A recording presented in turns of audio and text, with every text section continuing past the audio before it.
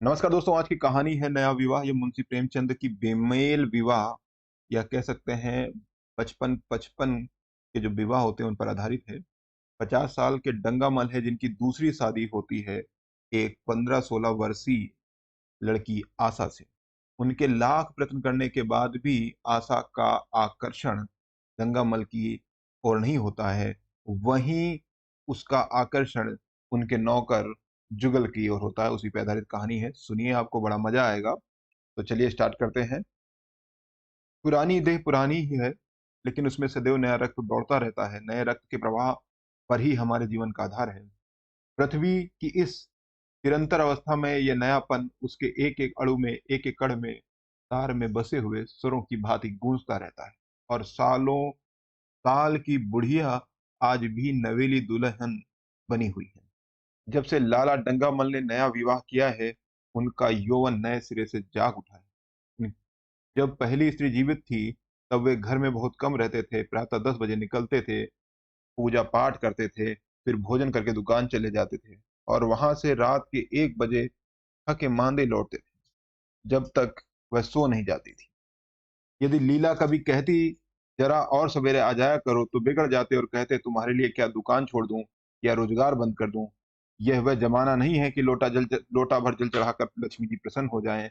आज उनकी चौखट पर माथा रगड़ना पड़ता है, तब भी उनका मुंह सीधा नहीं होता।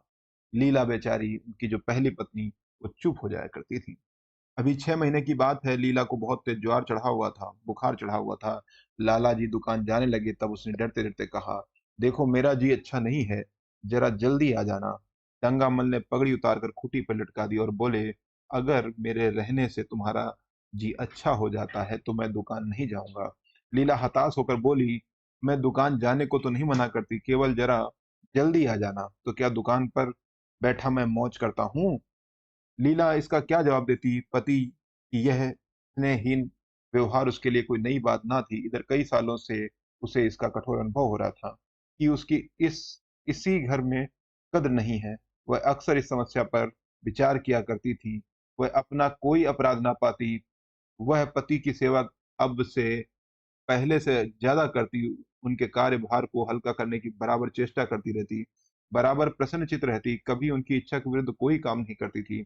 अगर उसकी जवानी ढल चुकी थी तो उसमें उसका क्या अपराध? उसकी जवानी सदैव स्थिर रह किसकी जवानी सदैव स्थिर रहती? अगर अब उसका स्वास्थ्य उतना अच्छा नहीं था, तो उसमें उसका क्या दोष? उसे बेकसूर दंड क्यों दिया जाता है? उचित तो यह था कि 25 साल का सहचर्य अब गहरी मानसिक आत्मिक अनुरूपता का रूप धारण कर लेता, जो दोष को भी गुण बना लेता। मतलब 25 साल शादी के हो चुके थे, तो अब रिलेशन में इतनी गहराई हो जानी चाहिए थी कि शारीरिक सुंदरता मायने न रखती, बल्कि मानसिक और आत्मिक सुंदरता ज्यादा महत्व हो जाता।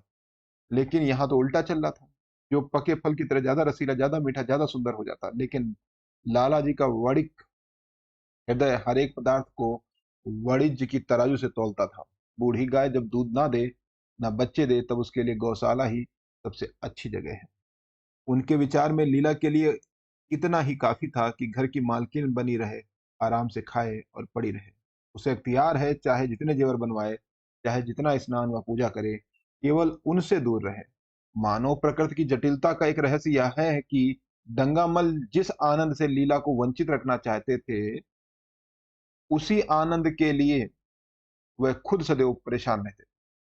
लीला 40 वर्ष होकर बूढ़ी हो गई थी, किंतु 45 साल के होकर वह अभी भी जवान बने रहते थे, जवानी के उन्माद और उल्लास से भरे हुए। लीला से अब उन्हें एक तरह की अरुचि होती थी। वह दुखिया जब अपनी त्रुटियां त्रुटियों का अनुभव करके प्रकृति के निर्दय आघातों से बचने के लिए रंग रोगन यानी मेकअप की आड़ लेती, तब लाला जी उसके बूढ़े नखरों से और भी घृणा करने लगते। वह कहते, वाह हरी तृष्णा, 7 लड़कों की तो अम्मा हो गई, बाल खिचड़ी हो गए, चेहरा धुले हुए पलालेन की तरह सिकुड़ गया, मगर आपको अभी महावर, सिंदूर, मेहंदी, उबटन की हवस बाकी ही। औरतों का स्वभाव भी कितना विचित्र है, न जाने क्यों बनाव सिंगाव सिंगार पर इतना जान देती हैं। पूछो, अब तुम्हें और क्या चाहिए? क्यों नहीं मन को समझा लेती कि जवानी विदा हो गई है और इन उपादानों से वह वापस नहीं बुलाई जा सकती। लेकिन ये लाला जी का एक कहना था। लीला के प्रति। लेकिन खुद क्या करते थे? खुद जवान होने की स्वप्न देखते थे। जवानी की तृष्णा अभी उनकी शांत नहीं हुई थी। जाड़ों में रसों पाकों का सेवन करते थे, हफ्ते में 2 बार हिजाब लगाते, एक डॉक्टर से मंकी लैंड के विषय में पत्र व्यवहार कर रहे थे। लीला ने उन्हें असमंजस में देखकर कातर स्वर में पूछा, कुछ बतला सकते हो? के बजे आओगे? लाला जी ने शांत भाव से पूछा, तुम्हारा जी अच्छा जी आज कैसा है? लीला क्या जवाब दे? अगर कहती है कि बहुत खराब है तो शायद वे महाशय वहीं बैठ जाएं और उसे जली कटी सुनाकर अपने दिल का बुखार उतारें। अगर कहती कि अच्छी हूं तो शायद निश्चिंत होकर 2 बजे तक आ जाए। इस अवधि में दुविधा में डरते डरते बोली, अभी तक तो हल्का था लेकिन अब कुछ भारी हो रहा है। तुम जाओ दुकान पर लोग तुम्हारे लोग राह देखते होंगे। हाँ, ईश्वर के लिए 1-2 बजे ना आना, थोड़ा जल्दी आ जाना।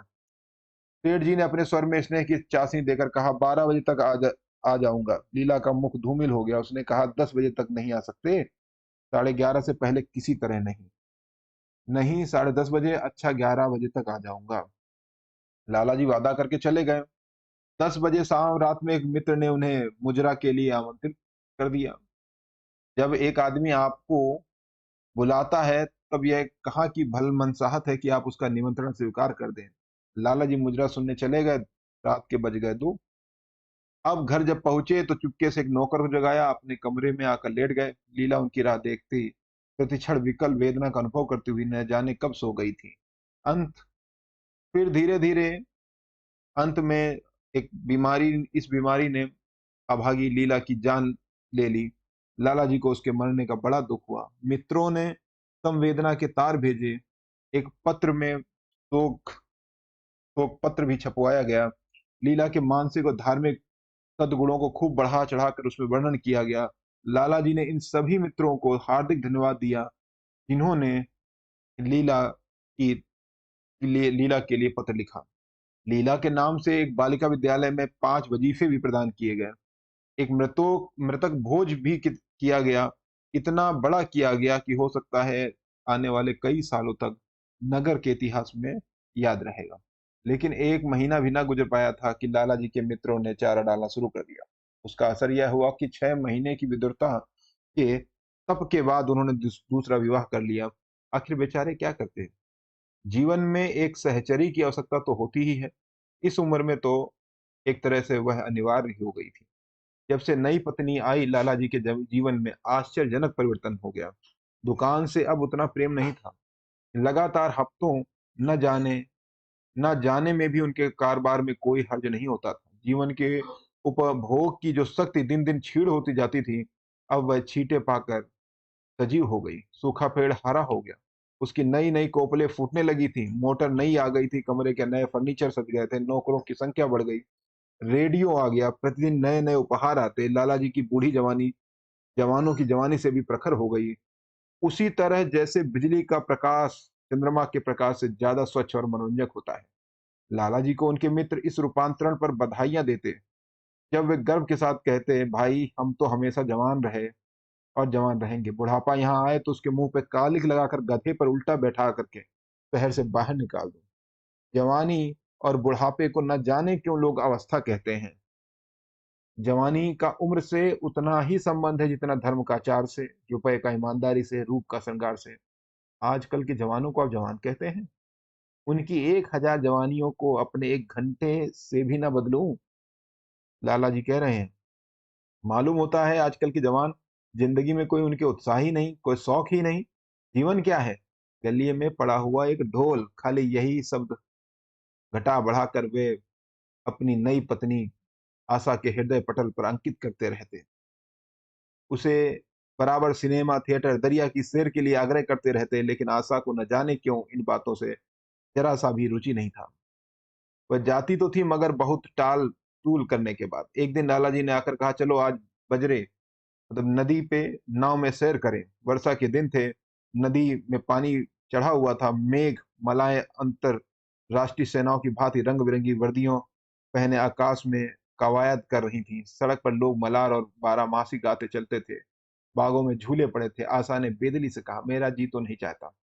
लाला जी ने मृदु प्रेरणा के साथ कहा, तुम्हारा मन कैसा है जो आमोद प्रमोद की ओर आकर्षित नहीं होता? चलो दरिया की सैर देखो, सच कहता हूँ नाव पर बड़ी बहार रहेगी। आप जाइए, मुझे और कई काम करने हैं। आशा ने कहा, काम करने को आदमी है, तुम क्यों काम करोगी?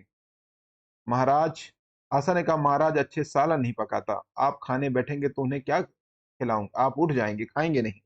आशा अपने अवकाश का बड़ा भाग लाला जी की तैयारी के लिए तरह तरह भोजन पकाने में लगाती थी। उसने किसी से सुन रखा था कि एक विशेष अवस्था के बाद पुरुष के जीवन का सबसे बड़ा सुख रसना का स्वाद ही है, मतलब भोजन का स्वाद ही रह जाता है एक उम्र के बाद, उसने सुन रखा था।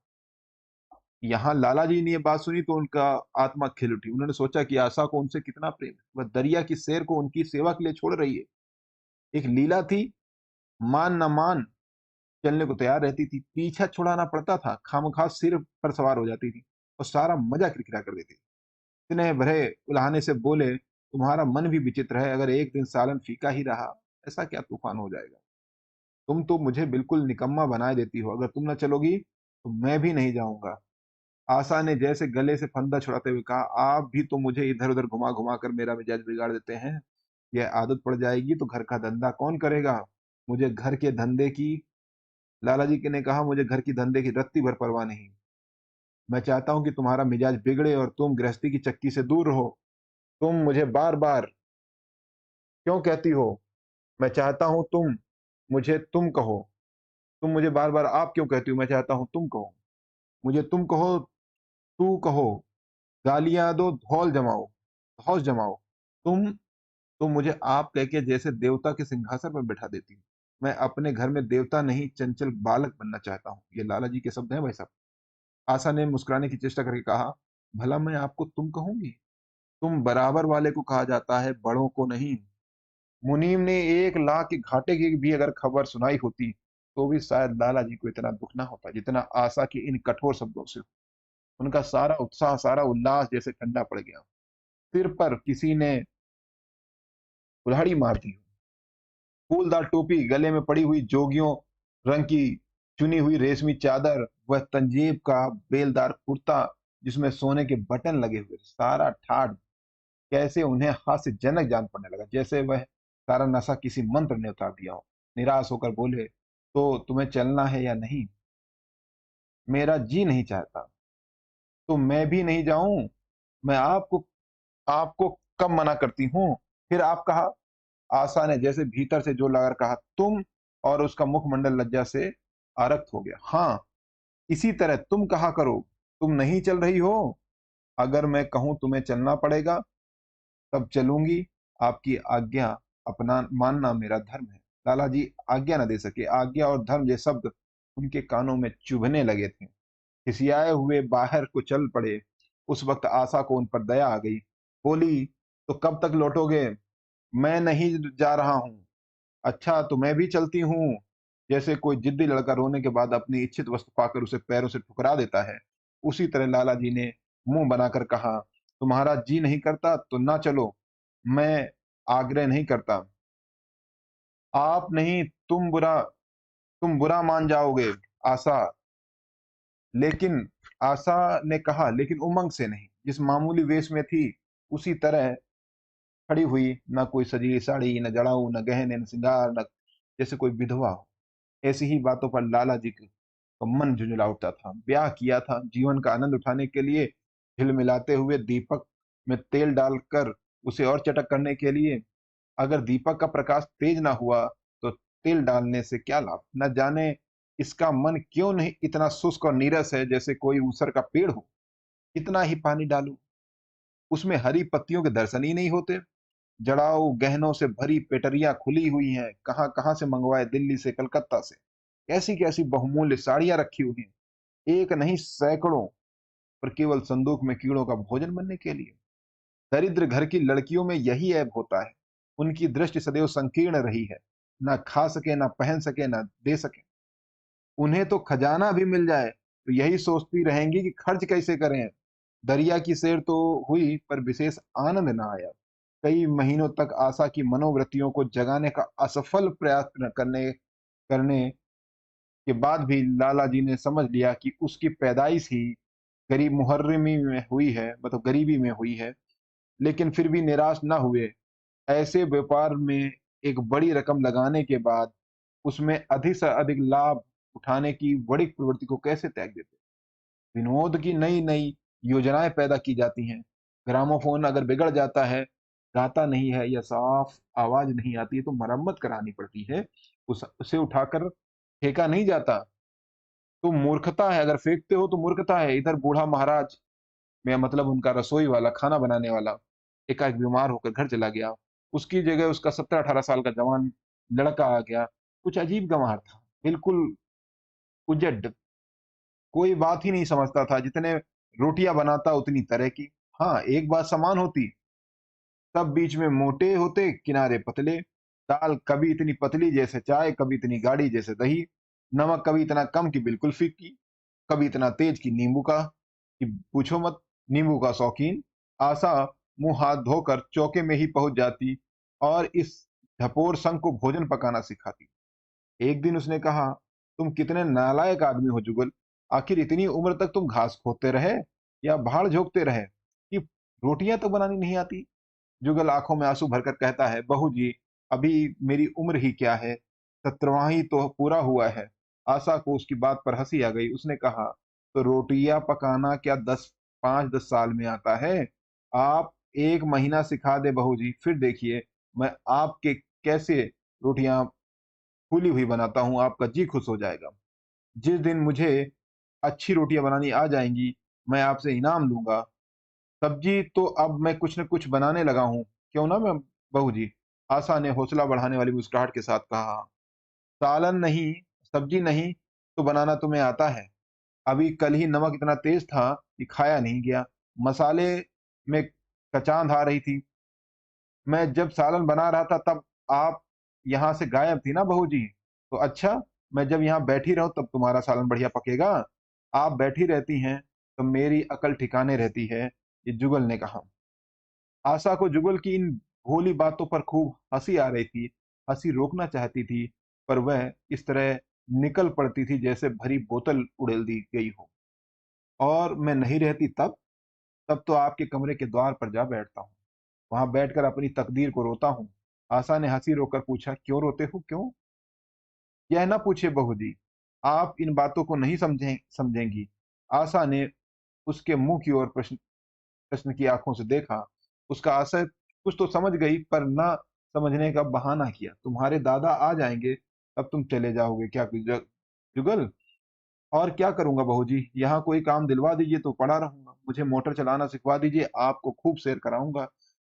"नहीं, नहीं बहू जी, आप हट जाइए, मैं पतीली उतार लूँगा। ऐसी अच्छी साड़ी है, आपकी कहीं कोई दाग पड़ जाए तो क्या हो?" आशा पतीली उतार रही थी। जुगल ने उसके हाथ से संडसी लेनी चाही। "दूर रहो, फूहड़ तो तुम हो ही, कहीं पतीली पाँव पे गिरा ली तो महीनों झीकोगे।" जुगल के मुख पर उदासी छा गई। आशा ने मुस्कुराकर पूछा, "क्यों? मुँह क्यों लटका गया सरकार का?" जुगल रुआँसा होकर बोला, "आप मुझे डाँट देती हैं बहू जी, मेरा दिल टूट जाता।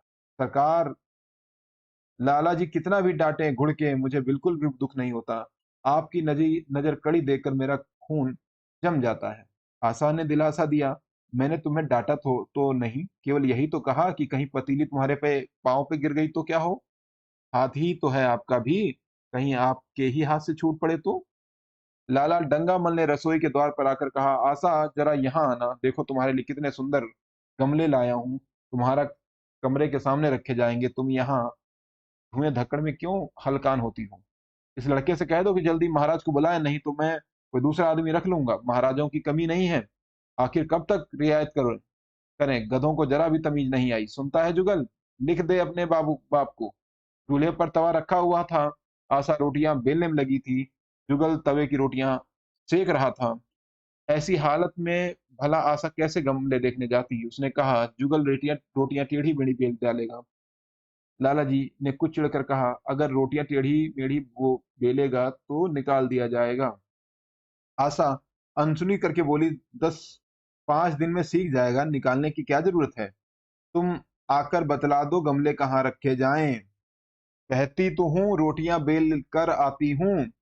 नहीं, मैं कहता हूँ तुम रोटियां मत बेलो, आप तो खामखा जिद करते हैं।" लाला जी सन्नाटे में आ गए। आशा ने कभी इतनी रुखाई से उन्हें जवाब न दिया था।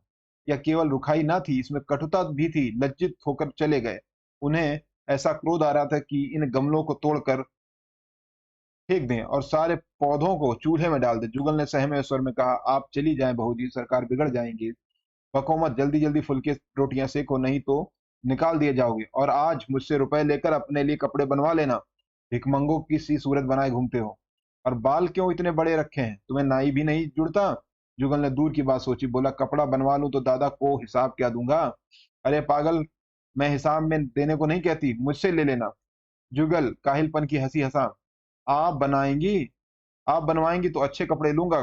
खद्दर के मलमल का कुर्ता, खद्दर की धोती, रेशमी चादर, अच्छा सा चप्पल। आशा ने मीठी मुस्कान से कहा, और अगर अपने दाम से बनवाने पड़े तो जुगल ने कहा, तब कपड़े ही क्यों बनवाऊंगा? बड़े चालाक हो तुम। जुगल ने अपनी बुद्धिमत्ता का प्रदर्शन किया। आदमी अपने घर में सूखी रोटियां खाकर सो रहता है बहू जी, लेकिन दावत में तो उसे अच्छे अच्छे पकवान ही खाता है। वहां भी यदि सूखी रोटियां मिले तो दावत में ही क्यों जाए? यह सब मैं नहीं जानती। एक गाढ़े का कुर्ता बनवा लो, एक टोपी ले लो, हजामत के लिए 2 आने पैसे ऊपर से ले लो। जुगल ने मान करके कहा, रहने दीजिए, मैं नहीं लेता। अच्छे कपड़े पहनकर निकलूंगा तब तो आपकी याद आवेगी। सड़ियल कपड़े पहनकर तो और जी जलेगा। तुम स्वार्थी हो, मुफ्त के कपड़े लोगे और साथ ही बढ़िया भी। जब यहाँ से जाने लगूं तब आप मुझे अपना एक चित्र दीजिएगा। मेरा चित्र लेकर क्या करोगे? अपनी कोठरी में लगाऊंगा और नित्य देखूंगा। बस वही साड़ी पहनकर खिंचवाना जो कल पहनी थी, वही मोतियों की माला भी। मुझे नंगी नंगी सूरत अच्छी नहीं लगती। आपके पास तो बहुत गहने होंगे, आप पहनती क्यों नहीं? तो तुम्हें गहने अच्छे लगते हैं? जुगल ने कहा, बहुत। लाला जी फिर आकर जलते हुए मन से कहा, अभी तक तुम्हारी रोटियां नहीं पकी जुगल। अगर कल से तूने अपने आप अच्छी रोटियां ना पकाई तो मैं तुझे निकाल दूंगा। आशा ने तुरंत हाथ मुंह धोया और बड़े प्रसन्न मन से लाला जी के साथ गमले देखने चली। इस समय उसकी छवि में प्रफुल्लता थी, रौनक थी, बातों में भी जैसे शक्कर खुली हुई थी। लाला जी का सारा खिसियानापन मिट गया। उसने गमलों को मुग्ध आंखों से देखा। उसने कहा, मैं इनमें से कोई गमला जाने ना दूंगी, सब मेरे कमरे के सामने रखवाना। सब इतने सुंदर पौधे हैं, वाह! इनके हिंदी नाम भी मुझे बतला देना। लाला जी ने छेड़ा, सब गमले क्या करोगी? 10-5 पसंद कर लो, शेष में बाहर रखूंगा। जी नहीं, मैं एक भी ना छोड़ूंगी, सब यहीं रखे जाएंगे। बड़े लालचीन हो तुम। लालची नहीं सही, मैं आपको एक भी ना दूंगी। 2-4 तो दे दो, इतनी मेहनत से लाया हूं। जी नहीं, इनमें से एक भी ना मिलेगा। दूसरे दिन आशा ने अपने को आभूषणों से खूब सजाया, फिरोजी साड़ी पहनकर निकली। तब लाला जी की आंखों में ज्योति आ गई। समझे, अवश्य ही अब उनके प्रेम का जादू कुछ कुछ चल रहा है, नहीं तो उनके बार बार आग्रह करने पर भी, बार बार याचना करने पर भी उसने कोई आभूषण न पहना था। कभी कभी मोतियों का हार गले में डाल लेती थी, वह भी ऊपरी मन से। आज वह आभूषणों से अलंकृत होकर फूली नहीं समाती थी, इतराई जाती थी, मानो कहती हो, देखो मैं कितनी सुंदर हूँ। पहले जो बंद कली थी आज वह खिल गई है। लाला जी पर घड़ों नशा चढ़ा हुआ था। वे चाहते थे उनके मित्र बंधु वर्ग आकर सोने की रानी के दर्शनों से अपनी आंखें ठंडी करें, देखें वह कितनी सुखी, संतुष्ट और प्रसन्न है। जिन विद्रोहियों ने विवाह के समय तरह तरह की शंकाएं की थी, वे आंखें खोल कर देखें कि डंगामल कितना सुखी है। विश्वास, अनुराग और अनुभव ने चमत्कार किया है। उन्होंने प्रस्ताव किया, चलो कहीं घूम के आए। बड़ी मजेदार हवा चल रही है। आशा इस वक्त कैसे जा सकती थी? अभी उसे रसोई में जाना था। 12-1 बजे फुर्सत मिलेगी, फिर घर के दूसरे धंधों सिर पर सवार हो जाएंगे। सैर सपाटे के पीछे क्या घर चौपट कर दें? सेठ जी ने उसका हाथ पकड़ लिया और कहा, नहीं, आज मैं तुम्हें रसोई में न जाने दूंगा। महाराज के किए कुछ ना होगा तो आज उसकी सामत आ जाएगी। आशा के मुख पर से वह प्रफुल्लता जाती रही। मन भी उदास हो गया। एक सोफे पर लेटकर बोली, आज न जाने क्यों कलेजे में मीठा मीठा दर्द हो रहा है। ऐसा दर्द कभी नहीं होता था। सेठ जी घबरा उठे, बोले, यह दर्द कब से हो रहा है? आशा ने कहा, हो तो रहा है रात से ही, लेकिन अभी कुछ कम हो गया है। अब फिर होने लगा है, रह रहकर जैसे चुभन हो जाती है। सेठ जी एक बात कर सोचकर दिल ही दिल में फूले उठे। अब वे गोलियां रंग ला रही हैं। राज राजवेद ने कहा था कि जरा सोच समझकर इसका सेवन कीजिएगा। क्यों ना हो, खानदानी वेद है, उनके बाप बनारस के महाराज के चिकित्सक थे। पुराने परिचित नुस्खे हैं उनके पास। उन्होंने कहा था, रात से ही यह दर्द हो रहा है। तुमने मुझसे कहा नहीं, नहीं तो वैद्य जी से कोई दवा मंगवाता। मैंने समझा था आप अच्छा हो जाएगा, मगर अब बढ़ रहा है। कहाँ दर्द हो रहा है? जरा देखूं, कुछ सूजन तो नहीं है? सेठ जी ने आशा के आंचल की तरफ हाथ बढ़ाया। आशा ने शर्मा कर सिर झुका लिया। उसने कहा, यह तुम्हारी शरारत मुझे अच्छी नहीं लगती। मैं अपनी जान से मरती हूँ और तुम्हें हंसी सूझती है। जाकर कोई दवा ला दो। सेठ जी अपने पुरुषत्व का यह डिप्लोमा पाकर उससे कहीं ज्यादा प्रसन्न हुए, जितना राय बहादुरी का पुरस्कार पाकर प्रसन्न होते। इस विजय का डंका पीटे बिना उन्हें कैसे चैन आ सकता था? जो लोग उनके विवाह के विषय में वैमनस्य या तीखा टिप्पणियां कह रहे थे, उन्हें नीचा दिखाने का कितना अच्छा अवसर आया है। वह जितना जल्दी हो सके यह बात उनको बताएं जाकर के। तो सबसे पहले पंडित भोलानाथ के पास गए और भाग्य ताल ठोकर बोले, भाई मैं तो बड़ी विपत्त में फंस गया हूँ। कल से उनके कलेजे में दर्द हो रहा है। कुछ बुद्धि काम नहीं करती, कहती है ऐसा दर्द पहले कभी नहीं हुआ था। भोलानाथ ने कुछ बहुत हमदर्दी न दिखाई। सेठ जी यहाँ से उठकर अपने दूसरे मित्र लाला फागमल के पास पहुंचे और उनसे भी लगभग इन्हीं शब्दों में यह शोक संवाद कहा। भागमल बड़ा सौहदा टाइप का व्यक्ति था। मुस्कुराकर बोला, मुझे तो यह आपकी शरारत मालूम होती है। सेठ जी की बाछें खिल गईं। उन्होंने कहा, मैं अपना दुख सुना रहा हूं और तुम्हें दिल लगी सूझती है। जरा सी भी आदमियत तुम में नहीं है क्या? मैं दिल लगी नहीं कर रहा, भागमल ने कहा। इसमें दिल लगी की क्या बात है? वे कमसिन कोमलांगी हैं। आप ठहरे पुराने लठेत दंगल के पहलवान। बस अगर यह बात ना निकले तो मैं अपनी मूछें मुड़ा लूं। सेठ की आंखें जगमगा उठी। मन में यौवन की भावना प्रबल हो उठी और उसके साथ ही मुख पर भी यौवन की झलक आ गई। छाती जैसे कुछ फैल गई थी। चलते समय उनके पग कुछ अधिक मजबूती से जमीन पर पड़ने लगे। सिर की टोपी भी न जाने कैसे बाकी हो गई। आकृति से बागपन की शान बरसने लगी। जुगल ने आशा इधर दूसरा सीन देखिए, घर में क्या हो रहा है। तो जुगल और आशा बैठे हुए हैं, तो उनके बीच क्या संवाद चल रहा है वो देखिए। जुगल ने आशा को सिर से पांव तक जगमगाते देखकर कहा, बस बहू जी, आप इसी तरह पहने ओढ़े रहा करें। आज मैं आपको चूल्हे के पास आने ना दूंगा। आशा ने नैन बाढ़ चलाकर कहा, क्यों? आज ये नया हुक्म क्यों? पहले तो तुमने कभी मना नहीं किया। आज की बात दूसरी है। जरा सुनूं क्या बात है। मैं डरता हूं आप कहीं नाराज ना हो जाएं। नहीं नहीं, कहो, मैं नाराज नहीं होंगी। आज आप बहुत सुंदर लग रही हैं। लाला डंगामल ने असंख्य बार आशा के रूप और यौवन की प्रशंसा की थी, मगर उनकी प्रशंसा में उसे बनावट की गंध आती थी। वह शब्द उनके मुख से निकलकर कुछ ऐसे लगते थे जैसे कोई पंगु दौड़ने की चेष्टा कर रहा हो। जुगल के इन सीधे शब्दों में एक उन्माद था, नशा था, चोट थी। आशा की सारी देह प्रकंपित हो गई। तुम मुझे नजर लगा दोगे जुगल? इस तरह क्यों घूरते हो? जब यहाँ से चला जाऊंगा तब आपकी बहुत याद आवेगी। रसोई पकाकर तुम सारे दिन क्या करते हो? दिखाई नहीं देते जुगल? सरकार रहते हैं इसलिए नहीं आता। फिर अब तो मुझे जवाब मिल रहा है। देखिए, भगवान कहाँ ले जाए। मतलब उसे निकाला जा रहा है काम से, तो अब पता नहीं कहाँ जाएगा वो। आशा की मुख मुद्रा कठोर हो गई। उसने कहा, कौन तुम्हें जवाब देता है? कौन तुम्हें निकाल रहा है? जुगल ने कहा, सरकार ही तो कहते हैं तुझे निकाल दूंगा। अपना काम किए जाओ, कोई नहीं निकालेगा। अब तो तुम फूल गोभी अच्छी बनाने लगे हो। सरकार हैं बड़े गुस्सेवर। 2-4 दिन में उनका मिजाज ठीक किए देती हूँ। आपके साथ चलते हैं तो आपके बाप से लगते हैं। जुगल ने कहा बहू जी से कि आपके साथ चलते हैं तो आपके बाप बाप जैसे लगते हैं। तुम बड़े मुंहफट हो, खबरदार जबान संभाल कर बात किया करो। आशा ने कहा। किंतु आप प्रसन्नता का यह घृणा आवरण उसके मनोरहस्य को न छिपा सका। वह प्रकाश की भांति उसके अंदर से निकल पड़ता था। जुगल ने फिर उसी निर्भीकता से कहा, मेरा मुंह मुंह कोई बंद कर ले। यहाँ यूं सभी यही कहते हैं। मेरा ब्याह कोई 50 साल की बुढ़िया से कर दे तो मैं घर छोड़कर भाग जाऊं, या तो खुद जहर खा लूं, उसे जहर देकर मार डालूं। बहुत ज्यादा यही तो होगा कि फांसी हो जाएगी मुझको। आशा उस कृत्रिम क्रोध को कायम न रख सकी।